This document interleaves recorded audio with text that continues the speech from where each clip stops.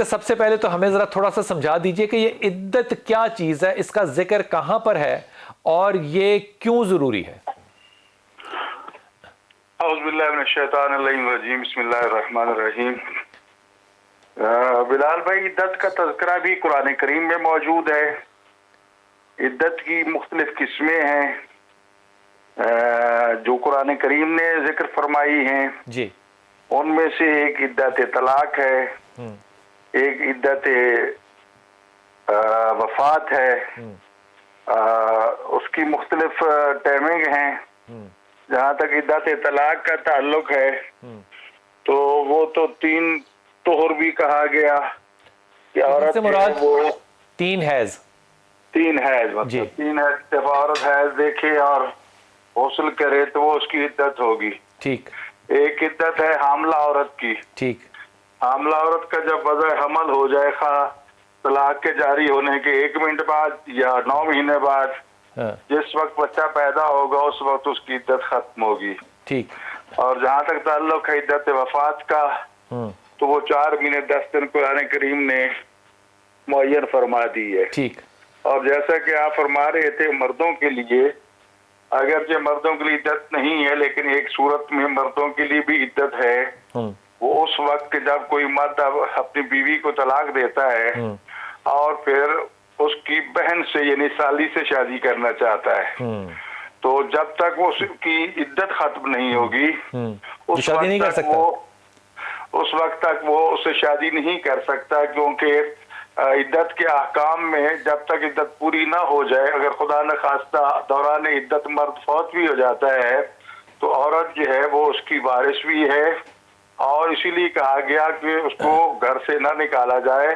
ممکن ہے ان کے درمیان مصالحت ہو جائے جس کو عدت رجعی کہتے ہیں، طلاق رجعی کہتے ہیں۔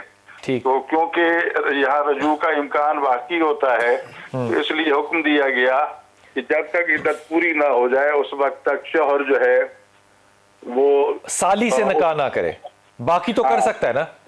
شادی باقی کر سکتا ہے لیکن سالی سے نہیں کر سکتا۔ ٹھیک ہے شاہ صاحب، میرے ساتھ رہیے گا۔ شاہ صاحب، میں زیاد صاحب آپ کی بھی اس پہ رائے لے لوں، پہلے آپ دونوں حضرات رائے دیتے ہیں اس پہ جو کہ ڈاکٹر صاحب نے فرمایا۔ پہلی بات تو یہ ہے کہ عدت جو ہے اس کا فلسفہ، حکمت اور مقصد وہ یہ ہے، بہت بڑا ایک انسائکلوپیڈیا ہے، الموسوعۃ الفقہیہ الکویتیہ، کویت کی بہت بڑی علماء کی ٹیم ہے، وہ کہتے ہیں کہ اس سے مقصد ہے برات الرحم، کہ پتہ چل جائے کہ عورت کا بدن جو ہے وہ پچھلے خاوند کے نطفے سے پاک ہے، تاکہ آئندہ آنے والا جو بچہ ہے اس کا حسب نسب خراب نہ ہو، وہ معاشرے میں عزت کی زندگی بسر کر سکے۔ یہ تو ہے عدت کا مقصد۔ باقی رہا کہ ایک عورت جس کا خاوند فوت ہو جاتا ہے نا، اس کی عدت بھی اللہ نے قرآن مجید میں بیان فرمائی ہے، وہ یہ کہ 4 مہینے یتربصن بانفسہن، فرمایا وہ اپنی جانوں کو روکے رکھیں شادی وغیرہ سے 4 مہینے 4 اشہر و عشرہ، 4 مہینے 10 دن جس کا شوہر فوت ہو جاتا ہے۔ اور اگر وہ خاتون حاملہ تھی تو پھر اس کی جو عدت ہے وہ پیدائش پر ہے، وہ وضع حمل ہے، لیکن ابد الاجلین، اگر 4 مہینے 10 دن سے پہلے پیدائش ہو جاتی ہے تو پھر 4 مہینے 10 دن گزارے گی، ورنہ اگر اس کی پیدائش بچے کی بعد میں ہوتی 6 مہینے بعد 9 مہینے بعد تو پوری عدت ہے اس کی عدت وہی ہے۔ دوسرے جس کو طلاق دے دی جاتی ہے اس کی 4-5 اقسام ہے۔ پہلی یہ ہے، قرآن میں اللہ بیان کرتے ہیں یا ایھا الذین آمنوا اذا نکحتم المؤمنات، جب تم شادیاں کرتے ہو، نکاح کرتے ہو اور پھر تم ان کو طلاق دیتے ہو من قبل ان تمسوہن فما لکم علیہن من عدہ، رخصتی سے پہلے نکاح ہو گیا، رخصتی نہیں تو اس کی عدت سرے سے ہوتی نہیں ہے، ادھر سے طلاق ہوئی ادھر وہ شادی کر سکتی ہے وہ خاتون، آدمی بھی۔ دوسرا یہ چونکہ عدت کا تعلق خامد کے ساتھ، بیوی کے ساتھ، عورت کے ساتھ ہوتا ہے۔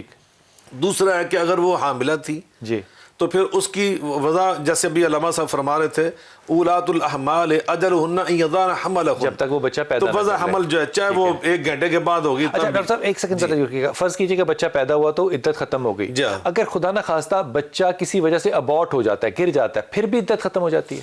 ہاں، اگر اس کے بارے میں چونکہ وہ وضع حمل ہی ہے نا جی، وہ حمل تھا نا، وہ ضائع اگرچہ ہو گیا لیکن وہ وضع حمل ہے اور واضح ہو گیا، جی ختم ہو گیا، استبراء رحم، اس کا رحم صاف ہے، یہ اس کا مقصد تھا۔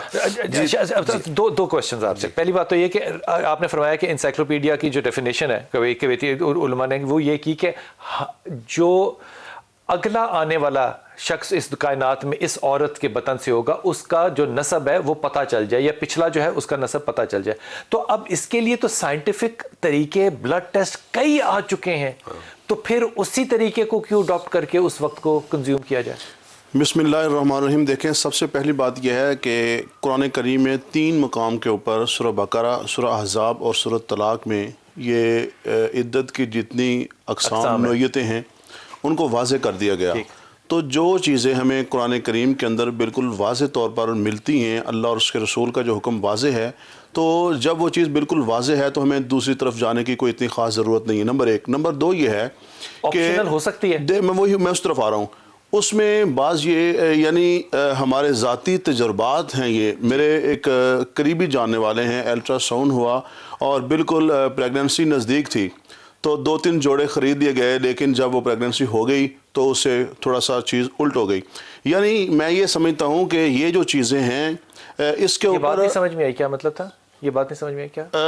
یعنی الٹرا ساؤنڈ کروایا تو وہ یہ تھا کہ یعنی بیٹی ہے، پریگننسی میں یہ تھا، تو اس کے اوپر 2-3 جوڑے خریدے گئے کہ قریب یعنی کہ ہوا تو بیٹا پیدا ہو گیا. یہ بڑی کثرت سے واقعات ہوتے ہیں. اچھا، یہ اصل مسئلہ یہ ہے کہ جو چیز بالکل واضح، یعنی یہ جو چیز ہے نا، اس کا عدت سے کیا تعلق ہے؟ نہیں، وہ میں اس عدت سے یہ کہہ رہا ہوں کہ وہ اس لیے کہ بعض لوگوں کا نظریہ یہ ہے کہ آپ اگر الٹرا ساؤنڈ کروا لیں تو اگر کوئی چیز واضح نہیں ہوتی تو دوسری شادی ہو سکتی ہے. یہ بھی اس وقت ہمارے معاشرے میں یہ بات چل رہی ہے.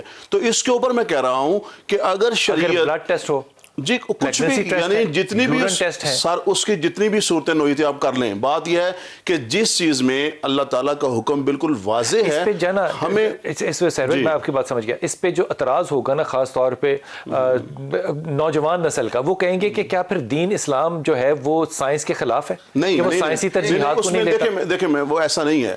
اصل میں پتہ کیا بات یہ ہے کہ جو اللہ تعالیٰ کے جو احکامات ہیں وہ بالکل واضح ہیں. جو ہماری سائنسی تحقیقات ہوتی ہیں وہ آج کچھ ہے، کل کچھ ہے، پرسوں کچھ ہے، یعنی اس کی نوعیتیں چینج ہوتی رہتی ہیں، اس کے جو اپنا مشینری جدت رہتی ہے. میں جملہ حضرت کی اجازت سے عرض کرنا چاہتا ہوں. نبی پاک صلی اللہ علیہ وسلم نے اصول بیان فرمایا ہے، دا ما یریبک الی ما لا یریبک. جس چیز میں شک کا احتمال رہتا ہے نا اس کو چھوڑنا چاہیے، اور جس میں یقین کامل ہو اس کو پکڑنا چاہیے. اب جو نا 3 مہینے یا 3 حیض انتظار کرنا، یہ ہے وہ چیز یقین کامل والی کہ اس سے پتہ چل جائے گا کہ استبراء رحم ہے. اب الٹرا ساؤنڈ کی جو مثال دی اس میں بھی احتمال غلطی کا رہا. نمبر 2، ہمارے معاشرے میں یہ چیزیں کتنی عام ہیں کہ بعض اوقات غلط میڈیکل سرٹیفکیٹ لے لیے جاتے ہیں. غلط میڈیکل سرٹیفکیٹ کا وجود موجود ہے، تو ابھی اس میں شک موجود ہے. اس لیے ان چیزوں میں جو کوئی شکوک شبہات ہیں، اسلام نے اس بات کو بڑی اہمیت دی ہے. آنے والے بچے ان کا حسب نسب خراب نہ ہو اور کسی بچے کو اٹھا کر کسی اور کے ساتھ منسوب نہ کیا جائے. انہوں نے آئندہ معاشرے میں زندگی بسر کرنی ہے. جس کا حسب نسب مجہول ہو جائے نا، وہ بعض اوقات معاشرے سے بڑی انتقام لیتا ہے. اس لیے ان ساری چیزوں سے بچنے کے لیے اسلام نے بنیادیں وہ عطا کی ہیں جس میں یقین کامل ہے، اس میں یقین کی یعنی شک کی گنجائش نہیں رہتی. ان چیزوں میں اسلام منع نہیں کرتا. آپ مزید اس کی تصدیق کرنے کے لیے آپ کریں ساری چیزوں سے استفادہ، لیکن وہاں شک و شبہات موجود ہیں، وہ یقین کامل نہیں جو اسلام کے بنیادی سادہ اصولوں کے اندر موجود ہے. تو اس لیے ان کو پکڑنا، نبی پاک صلی اللہ علیہ وسلم کے بارے میں اللہ نے فرمایا کہ ما آتاکم الرسول فخذوہ، اسے مضبوطی سے پکڑو. ٹھیک ہو گیا. شاہ صاحب آپ کی طرف آ رہا ہوں، یہ فرمائیے گا کہ یہ عدتوں کے جو میعاد ہے، 4 مہینے 10 دن کی ایک میعاد ہے بیوہ کے لیے، جو طلاق یافتہ ہے اس کے لیے 3 ماہ ہے، یہ فرق کیوں ہے؟ ایک تو جس طرح شاہ صاحب نے ارشاد فرمایا کہ خداوند نے متعلق سسٹم بنایا ہے کہ طلاق کے بعد بھی اور خاص طور وفات کے بعد بھی عورت کے اندر جو ہے وہ پہلے شوہر کے اثرات جو ہیں وہ باقی رہتے ہیں اور وہ اس وقت تک ختم نہیں ہوتے جب تک اتنا پیریڈ نہ گزارا جائے. تو اس لیے 4 مہینے 10 دن کا پیریڈ دیا گیا، اور ساتھ یہ بھی قید لگائی گئی کہ یہ 4 مہینے 10 دن جو ہے وہ حتی المقدور کوئی بھی ایسی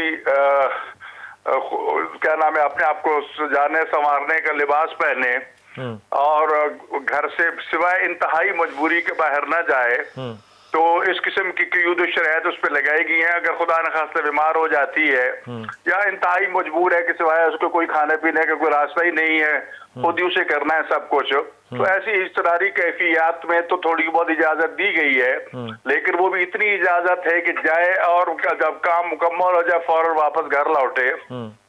تو یہ ساری چیزیں اصل میں تو ان اثرات کو بدن سے ظاہر یہ جو پابندی ہے کہ وہ عدت کے اندر نہ جائے یا کوئی کام نہ کرے, چاہے ضروری ہو چاہے غیر ضروری ہو, اس کا حکم کیسے صادق ہو رہا ہے اور یہ کہاں سے روایت آتی ہے؟ دیکھیں یہ روایات تو جو ہم قرآن کریم کی تفاسیر میں بیان کرتے ہیں, عدت وفات کا مقصد یہ ہے کہ غم کے دن, غم کا لباس, غم کی صورت, وہاں پر نمائش نہ ہو, شادیوں میں نہ جائے, بیاہوں میں نہ جائے, اپنے آپ کو بناؤ سوار کر کے نہ رکھے. یہ نہ ہو کہ یہ اس کو تو غم ہی نہیں اپنے شوہر کا, تو اس کے اثرات جو ہیں وہ انسان کے ذہن اور دل و دماغ اور جسم پر جو ہے مرتب ہوتے ہیں. تو اگر اس کیفیت میں وہ اسی طرح خوش ہے. میں اس سوال کو دوبارہ سے پوچھ لیتا ہوں, یہ اس کا تعلق ہمارے رسم و رواج سے ہے یا اس کا تعلق ہمارے مذہب سے نہیں ہے, حکم شریعت سے ہے. واضح حدیث میں اس چیز کو واضح بیان کیا گیا ہے. اس میں کوئی رسم و رواج والا تعلق نہیں ہے. رسم و رواج تو مجبور کر رہا ہے کہ ہم باہر نکلیں یا جائیں کریں, لیکن شریعت کہتی ہے نہیں جناب گھر بیٹھو, انتہائی مجبور ہو جاؤ, کھانے پینے کو کچھ نہیں مل رہا ہے, یا کوئی انتہائی عزیز قریبی جو ہے وہ بیمار ہو گیا, تیمارداری کے لیے اچانک جانا پڑ گیا ہے, تو وہ اتنے لمحات کی اجازت دی گئی ہے کہ وہ جائے اور وہ حاضری دے کر وہاں سے فوراً واپس آ جائے. اس کا رسم و رواج کے ساتھ تعلق نہیں ہے بلکہ شرعی احکام کے ساتھ تعلق ہے, اور فقہا نے اس پر مفصل بحثیں کی ہیں. تو قرآن کریم نے تو حکم کلی بیان کر دیا ہے نا کہ 4 مہینے 10 دن جب عدت گزارے گا. عدت گزارنی کیسے, وہ کیونکہ عدت وفات اور غم کی وفات صورت میں رہنا ہے. اس نے فاخرہ لباس نہ پہنے, زیورات نہ پہنے, اپنے آپ کو بناؤ شنگار میں نہ جائے لے کے جائے, تاکہ اس کے اٹھنے بیٹھنے سے ملنے ملانے سے بھی پتا ہو کہ وہ حالت غم میں موجود ہے. تو یہ افقہ نے احکام بیان فرمایا. پھر میرا سوال یہ پیدا ہوگا کہ عدت کی جو مدت ہے اس کا جو لاگو ہونا ہے وہ آئندہ آنے والی نسل کا ڈٹرمن کرنا ہے یا غم منانے کا ہے؟ عدت ہے کس کے لیے؟ غم منانے کا بھی ہے اور آنے والی نسل پہ بھی اس کا اثر پڑتا ہے. جس طرح ابھی پیر صاحب نے ارشاد فرمایا کہ اس کے اثرات جو ہیں وہ تب ظاہر ہوتے ہیں جب اتنا پیریڈ گزر جائے, وگرنہ وہی نطفہ جو ہے وہ مشکوک ہو سکتا ہے ان حالات میں بھی. تو لہٰذا اس چیز کو بھی ختم کرنا مقصود ہے اور حالات حاضرہ کو بھی دیکھنا ہے کہ اس میں خوشی اور نمائش کی کیفیت پیدا نہ ہو. تو